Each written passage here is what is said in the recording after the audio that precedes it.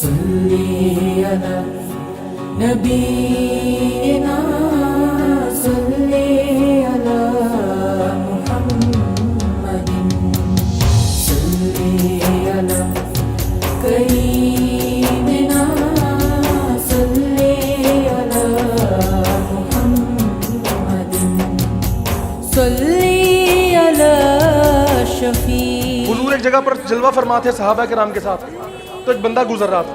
اس بندے نے پوچھا یار یہ کیا محفل سی لگی ہے، باتیں ہو رہی ہیں، کون ہے یہ؟ دوسرے نے کہا یار یہ انہوں نے نبوت کا دعویٰ فرمایا ہے، یہ اللہ کے نبی ہیں۔ کہتا جی میں نہیں مانتا۔ گو اس کے ہاتھ میں تھی، اس نے نا حضور کے پاس جا کے نا اس گو کو پھینک دیا، کہنے لگا جی میں آپ کو نبی نہیں مانتا، اگر یہ میری گو گواہی دے دینا پھر میں مانوں گا کہ آپ اللہ کے نبی ہیں اور میں آپ پہ ایمان لے آؤں گا۔ آپ نے فرمایا اچھا۔ صحابہ نے اس کی طرف ذرا جلال سے دیکھا، فرمایا کوئی بات نہیں، اس کو بات کرنے دو۔ حضور نے گو کی طرف اشارہ کیا، فرمایا بتا تیرا رب کون ہے؟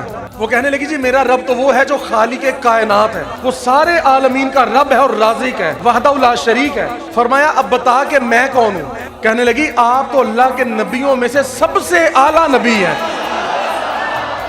اور گو کہنے لگی آپ خاتم النبیین ہیں، آپ آخری نبی ہیں۔ اور پھر گو نے کہا، کہتی کہ جس نے آپ کی غلامی اختیار کر لی اس کو نجات مل گئی، جو آپ سے دور ہو گیا وہ جہنم میں گیا۔ آپ میں سے اکثر لوگوں نے جماعت کے ساتھ نماز پڑھی ہوگی، اور اللہ کرے پڑھتے رہیں، اللہ نماز کی ہم سب کو توفیق دے۔ جب نماز میں ایک مقتدی کے پیچھے دوسرا مقتدی کھڑا ہوتا ہے، اگلے کے پاؤں ہوتے ہیں اور ہمارا سر اس کے پاؤں کے بالکل قریب ہوتا ہے، بتائیں کیا ہم اس وقت اگلے بندے کو سجدہ کر رہے ہوتے ہیں؟ کوئی سجدہ کرتا ہے اس وقت بندے کو؟ جو ہمارے آگے کھڑا ہے اس کے پاؤں ہمارے سر کے بالکل قریب ہوتے ہیں۔ تو کیا اس کا مطلب کوئی دیکھنے والا یہ سمجھ لے کہ یہ تو ہر پچھلا بندہ اگلے کو سجدہ کر رہا ہے؟ سمجھ سکتا ہے؟ نہیں نہ سمجھ سکتا۔ اسی طرح ہر جب کوئی کسی کی قدم بوسی کرتا ہے، اللہ کے ولی کی، اپنی ماں کی، اپنے والد کی، اپنے استاد کی، اپنے مرشد کی، تب بھی کوئی قدم اس کو سجدہ نہیں سمجھتا۔ جو سجدہ اور مشرک اور شرک کی رٹ لگانے والے لوگ ہیں، نمازیوں میں اس لیے یہ فتویٰ نہیں چلتا کیونکہ وہ خود بھی کھڑے ہوتے ہیں نا وہاں پر۔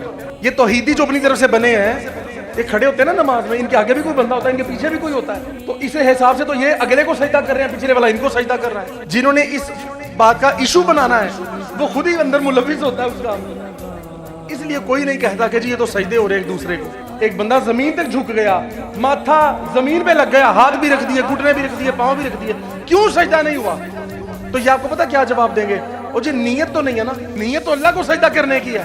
تو بس یار یہی جواب ہمارا ہے۔ جب تم خود نماز میں کھڑے ہوتے ہو، اگلے بندے کے پاؤں میں سر رکھا ہوتا ہے، تب بھی تمہارا یہ گمان ہوتا ہے کہ سجدہ میں اللہ کو کر رہا ہوں، سر تمہارا اگلے کے پاؤں میں پڑا ہے۔ تو سجدہ کیوں نہیں ہوا اگلے بندے کو؟ کیونکہ نیت اللہ کی ہے یار، بس اتنی بات۔ اس لیے جب کوئی اللہ والوں کے پاؤں چومتا ہے، اپنے ماں اور والد کے پاؤں چومتا ہے، اپنے استاد کے پاؤں چومتا ہے، وہ کوئی بے وقوف نہیں ہوتا، اسے پتا ہوتا ہے کہ سجدہ تو صرف اللہ کو جائز ہے۔ یہ تو قدم بوسی ہے یار۔